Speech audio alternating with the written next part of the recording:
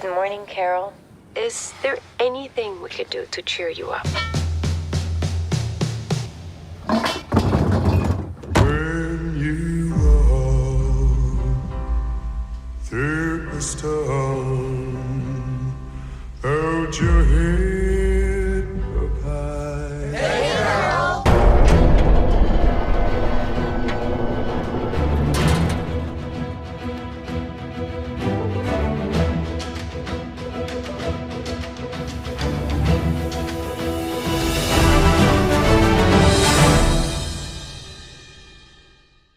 I want to start with my first question. What was your first reaction when you found out not only that Pluribus had been recognized, but that all three of you were nominated for your work on different episodes?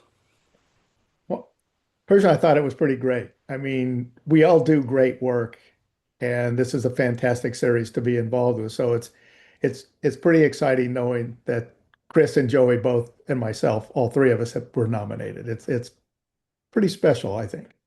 Same here to echo what Skip just said. It's a great honor to just be considered and working with these two for so long. It's just such a great. It was great news. It kind of came to me as a shock, but for me personally, but it's a great honor. Yeah, I echo that. I was totally shocked. I had to look when I saw that all three of us for three different episodes were nominated. I went to my computer. I was like, is this a mistake? Like before I texted everybody, I was like, is this real? Is this, is it actually happening? And turns out it is. So yeah, it was really, really exciting. Tremendous. Joy, you mentioned you have worked, alone for a long time and having worked with Vince over the years. How has your creative shorthand evolved, and how did this series particularly challenge you in ways that were different from your previous collaborations? Well, I actually started out on the production side on Breaking Bad. I think if we were talking about post specifically, I think Skip, you've been working with Vince the longest, I think. But for me, if speaking for myself, just going through the gamut of production, and then on Breaking Bad, then on Better Call Saul as a showrunner's assistant to Peter Gould, and then going back to post-production, kind of taking a couple years away and then coming back into post-production has been a great experience, and working with these guys off and on in the capacities that I was able to work with these guys have been it's pretty amazing. And I don't know if it's been like 16 years, something like that, off and on. I think it's closer to 20 since they was like 2007, I believe. Oh my goodness. Yeah. It's been a remarkable run, at least for me. And I know both of you guys have been around for quite a long time too. Yeah, I started on the last season of Breaking Bad, so it was for me sometime in 2012. So yeah, that's 14 years ago. Woo! When you look at it that way, it's been a long time. It's hard to understand that it's been that long, but it's pretty great. One of the show's greatest strengths is the constant sense of tension and uncertainty. As editors, how do you decide how long to hold on a moment versus when is it time to cut in order to maximize that feeling? Well, for me with that question, it's more like what the scene is, who's in the scene, what the scene's about, and it's because each one's so different, and it's just you get into the mindset of with Ray being the star in almost everything, you learn her. She has great reactions and great responses to everything. So it's really for me, once I sit down and start working, it's like, okay, I can stay here longer. I can keep going with her or whoever the character is before we decide to cut. So it's not a hard set rule or anything. It's a feel that we get when we're doing it. I would say it's kind of an internal clock. And each actor, actress they have their own cadence in terms of how they speak and how, I guess, their facial expressions, micro expressions. So I think it is also scene by scene dependent, but you kind of just go with your gut, and kind of go with the micro expressions, and also, I don't know, I guess eyes are a big deal. I think kind of how well they hold the scene and how well you're engaged.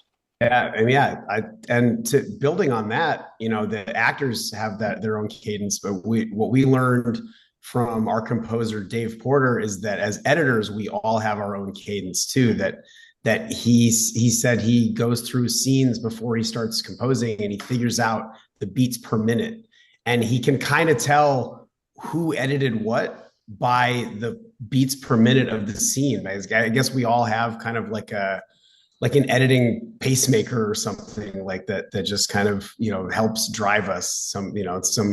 Some weird thing that we have no control over, that is just part of us, I guess. That's great. How often do you exchange ideas or even influence each other episodes to make sure the season felt cohesive? Well, I guess for me, it's when I know there's something that physically overlaps from one episode to another. Well, we'll go in and discuss things about what I've done or what they're doing, so we can try to keep that all in order. But a lot of times there's a lot of standalone pieces in most of the episodes, but we talk about stuff and interact with each other and see who's doing what or how they've handled something, so we can keep that order going. And yeah, I come, I'm in the unique position. This is sort of the season where I sort of had my own episode, stepping up into the chair of editing for one episode. And I come from the McCaleb school of editing a little bit. I've been assisting these guys, but mainly Chris for, a number of years now. And he's a fantastic mentor. But I do talk to Chris a lot about, how you cut and just in terms of cutting and the technical aspects of it, as well as story, obviously. But I also assisted him on his episodes for Pluribus. So there's sort of a shorthand between all of us, I would say. Yeah, I don't like anyone to talk to me or look me in the eye. I like to keep it really closed off. It's the door. It's definitely, it's a really communal environment that we have. But it's sort of like what Skip and Joey were saying, when we need to collaborate, when we need information, or if we're like, hey, does this make sense? We can talk about those things. But it really, I think there's the luxury, and I'm sure we've all worked on things in other, capacities where there were more problems that we had to solve. But, with the stuff we do with Vince, those scripts are so rock solid, and every detail has been thought out. So I think there are a lot less of those head scratching, let's all get in a room together to solve a problem kind of situations, which is a real luxury, that we can just focus on what we're doing and not, a larger problem that's being thrown at us. Nice. I don't want to take more of your time, but I have one last question. We're in the middle of summer. What is your favorite thing to do during this time of the year?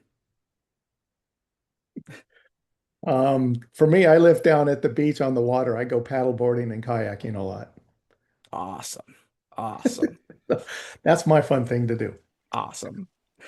For me, I dream of being by the beach and then going kayaking a lot of the time. No, for me right now, I have two young kids, so I'm sort of in parent mode a lot of the time, and really spending the time to with them, and that's sort of my deal. That's what I enjoy. Awesome. I wake up early, pour myself a cocktail. No, in the morning cocktail. No, I would echo what Joey said. I'm dreaming of being down by the beach where Skip is. That does sound nice. You have I to think come down I've- one day. Yeah, we keep talking about this. I definitely would love to, and I know my wife would really love to. She kind of grew up on boats, and her dad lives right down there on a boat. That's right. But no, it's actually been a very active working summer. Besides trying to stay out of the heat. But I'll tell you, the one thing that really we're enjoying watching just some amazing television shows that have been on, like Widow's Bay and The Vampire Lestat. Those are things that we've been enjoying. But it's been a lot of work, this summer. Awesome. Guys, thank you so much for your time. Again, congrats on these nominations, and I hope you get reward by your work. So thank Thank you you. so much for your time. Thank you.